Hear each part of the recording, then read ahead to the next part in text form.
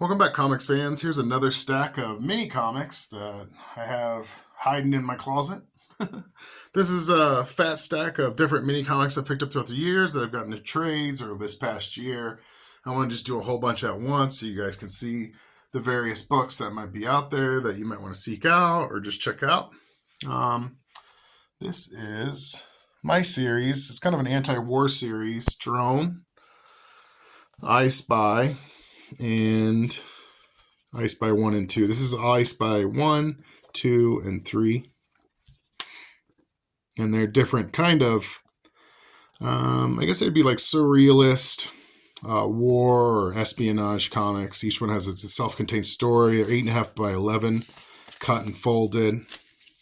This is about a drone operator. This is about a guy who, like a security guard that monitors cameras. And this is about a secret agent. This is by Adam Yater. Crispy Tater, Adam Yater. These are my 3 mini comics I did this year. These have nothing to do with Blood Desert. These are just randos that I've done. Here's another one, Toad, that I just did recently. It's a seek and find. You got to try and find all these little dudes. See? I always enjoyed these kind of comics or pages in Mad and stuff when I was a kid, and then I always wish I see it more, so I've been doing a lot in my comics and stuff. So look and find, kind of like a Where's Waldo, Overload.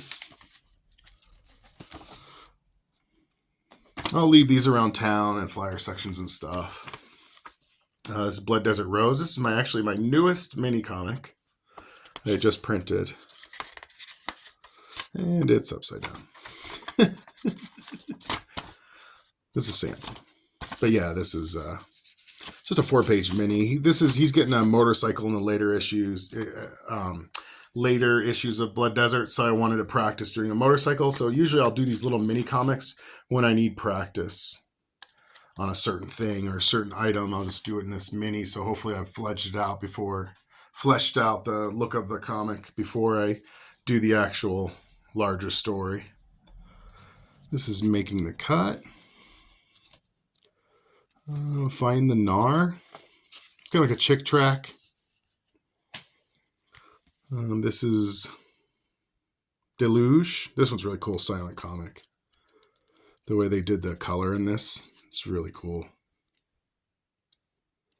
It's a really neat way of doing a 2-color comic. This would have been great with Rhizo too, I think. Yeah, Deluge by Aaron Franklin. 2012, that's quite old.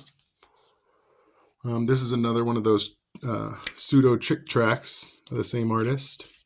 Find the Nar. Sorry, I need to put these on camera.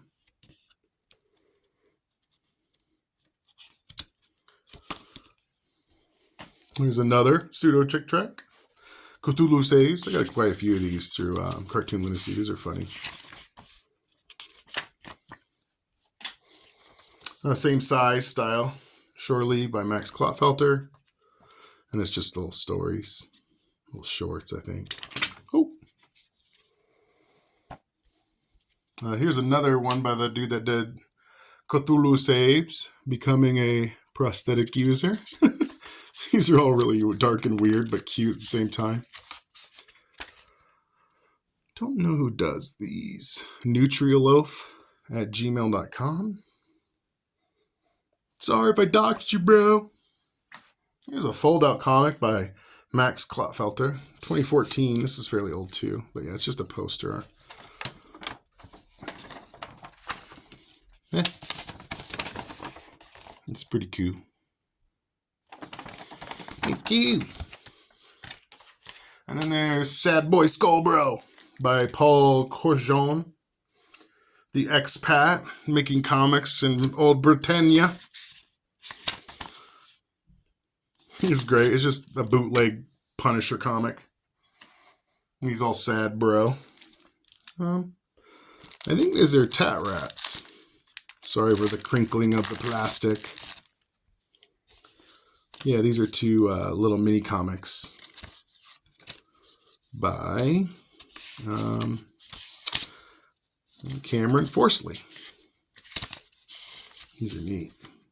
They're fold together minis. They're blank on the inside. These are cool. Dream number 2. I think this is 1 and 2 maybe, or just different ones. Send me a DM if you want that extra. This is another one from old Kortjon, Paul Kortjon. And he did was it Richard Scarry's Death Wish 3? So I guess if Richard Scarry who had a death wish was Charles Bronson. This thing's great. He folds out to a big old spread. It's pretty violent, but it's cool as fuck. I gotta show it. Paul's really been exploring different avenues of comic, collage, and stuff like that. He does some great, funny stuff. Yeah, it's another one from him. These are little art pieces from Mark J. Palm. And what else we got here? Quebec. I don't know where I got this. I think it from a trade, maybe? Yeah, Clifton Carroll. Cool little book. This is K Par Comics. Everett G. These are neat. I love these start. Kind of like a SpongeBob style. Nice cartoon. Old school Nickelodeon style. It's an old badge. Sorry, there might be some random shit in here that's really not supposed to be in here. I probably could have went through these, but I'm too fucking lazy. Here's my Pyrexia ticket. I saw Pyrexia. They were cool. Like, yeah. So there's a bunch of random stuff in here. My horde. So yeah, Blurpo's World. I love this comic. It's really weird and dark, but it looks so cute and nice. It's so sad. This is One and Only Comics on Instaspam. This is another Cameron Forsley. And it's an anthology of a bunch of different artists, actually. It's not just him. This might be the Mission Comics crew. Some of these dudes. Mission Comics fame. Here's some of the crew. Just Breathing by Ben Cia, or C. Ben C. He's a famous painter now, I think. I think he's pretty popular now. But I got this when he was just starting out. It's cool. And I think he's from New Zealand or Australia. This is really great. He's got this really unique style. That kind of new surrealist, modern surrealist style. But it's always cool to see little mini comics from dudes that mainly paint. I'm always interested in that shite. This is from a local artist. You see these around town. Danny Martin, I think his name is. It's really fancy, screen printed. This is Robert Pasternak. This thing is cool as shit. It looks like it's color copy on old lined yellow paper, yellowish lined paper. This thing is so beautiful. I love this book. Silent comics, very rigid. He does all kinds of neat little art projects. He's been doing odd books and art for many years. Here's another Erwin Franklin book. This one's called Sunder. This is more text and just imagery, where the other one was more silent. Here is Whole Show from Ben Hork. Show your hole. Wait a minute. No. So yeah, this is really cool. I don't know if Ben still does comics. I know he does art, but he did Grump Toast for a while. Ben has a great style. Very funny. His comics are very funny. They're like, the Grump Toast are laugh out loud crazy. This is Weird Creeps. I think this is Arnaud Maniac again. I think that's who did this. Don't quote me on it. I think it's a little... no, maybe not. This is from Memphis, I think. Zex Graphics. Mike Cody. XO and Mike Cody. So sorry if I misgendered you there or missed whatever the fuck, you know. But yeah, I really love the art in this. It's an anthology of like weird, creepy stuff. This is Raunchy Bowl Limited. This is another Max Klopfelter. I think this might be Risograph. I love the dark blue on the light turquoise. It's cute. Grixley, number 23. This is an early Grixley when he did a mini. Now they're ash can sized. I think I have some of those. I'll show them on the channel eventually at some point. Oh, this is an original. It's cool. I forgot that's in there. I need to put that away. But yeah, he does comics about himself, autobios, fiction, all kinds of different stuff, different narratives, different art. That's what these Grixleys are. They're just filled with different comics and stories. He does stories about hunting for comics and stuff. I'm pretty sure he's on Instaspam. Here's another Snake Meat from Max Klotfelter. Yeah, these are, like I said, it's an anthology. It's cool to see all this in one place. There's such a little book with all this amazing material from his sketchbooks and stuff. This should be more Forsley art. Cameron Forsley. These are cool. This is a fold-up page. It's actually glued, so it's just a two glued together, I think. Rat Tat. Tat Rat Comics. Mineko Neko. This is one of my favorite mini comics. It's really cool. It's by the OG original mini comic creator, Colin Upton. That dude's been doing, I think he's from Canada. He's been doing comics for years. And this is the story about where the cat came from and how it was mostly ding-dongs in all the stores. And they had to make the cat to make it more palatable in Japan. The happy cat, the lucky cat. And this is the story of where that came from. Because Westerners were freaked out by all the phallic symbols in the windows and statues. So the government came up with the cat so people would have trinkets to sell and wouldn't be as offensive to Western audiences. Pretty cool. For a 4-page book, it's insane how much information is in that. Another Tat Rat. Early Tat Rat. Early Rat Tat Tat. Number 2. Some Badonk Donk. These are great. This is dirty. Shit. I don't know if I should have paused on that. This is Creatures from Mishine Takuya. I think that's right. I've traded art with this guy. He's drawn some of my characters. I used to draw his. We trade stickers and art. He's kind of graffiti sticker artist and comic artist. This guy's neat.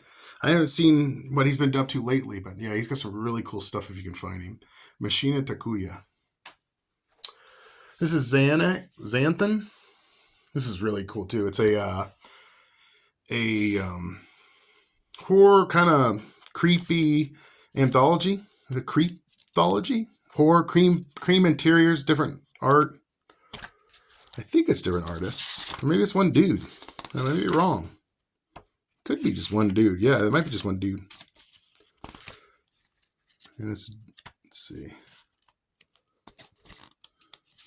Let's see if the back says anything. Yeah, there's no art or anything. Oh, On Smith did this. I think he's from Chicago. He might be an art teacher in Chicago.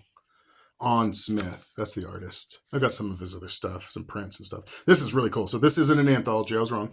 This is a bunch of his art and drawings and sketches. This is beautifully done with the cream.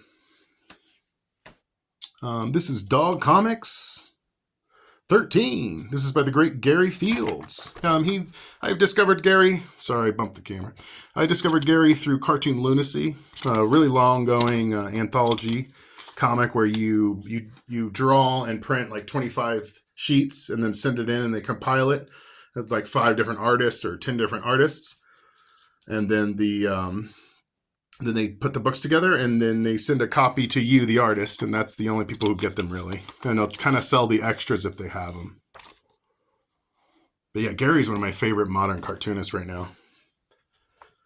He's got that great old world style, like the old, right in between the 70s and 60s, but very detailed still. Like he gets away with so much in these little books. Here's Snake Meat number 1 by Max Klotfelter.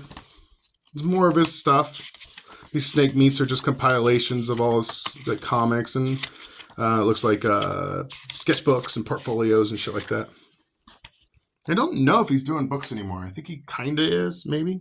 I know he's into knives and fishing. That's the last time I heard from Max. But yeah, there's Tarn. This is by Sam Spina. Sam Spina used to work on a regular show as an artist, I think. And this is his series. I think this is fairly recent. I don't know if this is all of them. I tried to save all of them. It's Tarn. This is part 2. I'll let you check it out. But he's got a great style. You could tell why he fits with regular show. It's a very 2000s Nickelodeon style, or not Nickelodeon. Yeah, is it Nickelodeon? No, Cartoon Network, I guess would it be. The Starving Artist by Ron Fallon. Ron's been doing a series. Does It Look Like I Give a F? And those are great. Those are anthology books, but this is an actual full story. I really like this one. And so I think this story's in. Does It Look Like I Give a F? But I think this is actually the mini comic version. So I always like that. Here's some. Here's the more of the Terns. That's the little flyer it came with from Birdcage. Oh, here's another Ron Fallon book. Little mini. The little book of serial killers. And it's just portraits of different homicidal maniacs. This is more Gary Fields. Smoking Animals. Gary has a real nice rough edge, almost like a Ren and Stimpy, but a little bit rougher edge to his comics. A little like his characters are cute, but they look like they've been through some stuff. This is kind of like a kid's coloring book, like picture book. I loved how he did this. He's got hundreds of these, man. He sent me a stack that's just insane. I have so many of these. This is Nameless and Faceless. This is Chimmy. No, I know who this is. I've actually worked with this guy. Yeah, Ben Cherry. Ben's great. I think he's part of the comics, the Toilet Crew, like Paul Cortjohn and I. This one's really, I love silent comics. This is really meticulously drawn, really well done.